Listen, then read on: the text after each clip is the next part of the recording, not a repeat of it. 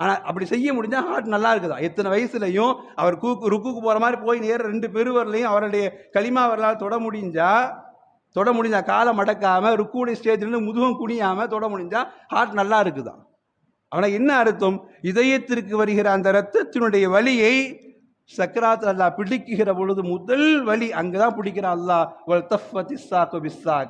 அந்த நிமிஷத்துல மனுஷன் யோசிக்கிறா, ஆஹா இந்த கால்னால எந்த பாவம்லாம் செஞ்சிட்டனோ, இந்த கால்கள்னால எவ்வளோ பாவங்கள் செஞ்சிட்டனோ என்று பாவத்தை பற்றி அவன் யோசிக்கிற இடத்துல அல்லாஹ் சொல்றான், நடக்குகிற நடை இருக்குகிற பொழுது அந்த நடையை இபாதத்தாக மாற்றி விடுங்கள்.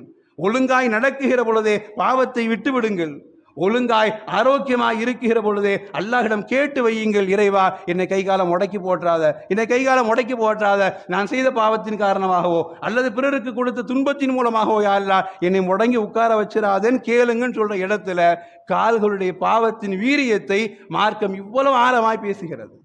கால்கள் மூலமாக ஏற்படுகிற பாவங்களினால் அல் மஷ்யு இலா மஅசியா, விபச்சாரத்தின் பக்கம் நடப்பது, பாருக்கு நடக்கிறது, எல்லா வகையும் சொல்றதுல ரசூலுல்லாஹ் ஒரு வார்த்தையை அற்புதமாக சொன்னாங்க. கால்களுடைய பாவம் வருகிற பொழுது ரசூலுல்லாஹ்வுடைய வார்த்தை உண்டு, ஹதீஸை இவ்வளவு தெளிவாக சொல்லுவாங்க ரசூலுல்லாஹ், வலா தத்ஹபு பிபரீஇன் இலா சுல்தானி யக்துலுஹு, ஒரு அப்பாவியை மாட்டி விடுறதுக்காக நடந்து போகாதீங்க. சுப்ஹானல்லாஹ், ஒரு அப்பாவியை மாட்டி விடுறதுக்காக நடந்து போகாதீங்க.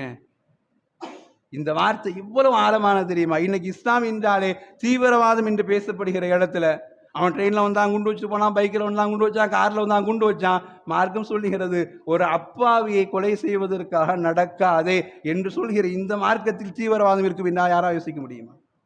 வலா தம்ஷி ஃபில் அர்தி மரஹா, பாவத்துக்கு நடக்காதேங்கிறதுக்கு ரசூலுல்லாஹ் சொல்றாங்க, ஒரு அப்பாவியை மாட்டி விடுறதுக்காக வேண்டி, ஒரு அப்பாவியை கொலை செய்வதற்காக கூட நடந்து போகாது.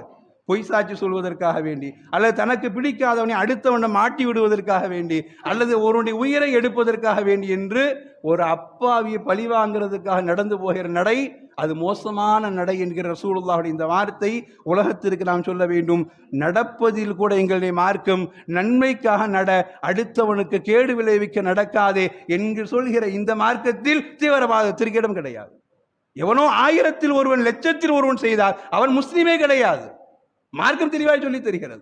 ஒரு நடையை வைத்து ஒரு முஃமினை கவனிக்கிற அடையாளத்தில் ரசூலுல்லாஹ் சொல்லித்தர அடையாளம், ஒருவனை கொலை செய்வதற்காக வேண்டி, கெட்டவனாய் காட்டுவதற்காக வேண்டி நீ நடந்து போகாத, அது ரொம்ப மோசமான பாவம் என்கிறார் ரசூலுல்லாஹ் ஸல்லல்லாஹு அலைஹி வஸல்லம்.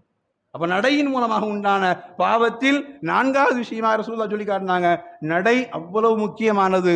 அந்த நடையின் மூலமாக ஏற்படுகிற பாவங்கள் நீங்கள் கவனித்துக் கொள்ள வேண்டும். அந்த பாவங்கள் அப்படியே நரகத்தில் போய் சேர்த்து விடும் என்கிற எச்சரிக்கை ரசூலுல்லாஹ் சொன்னாங்க.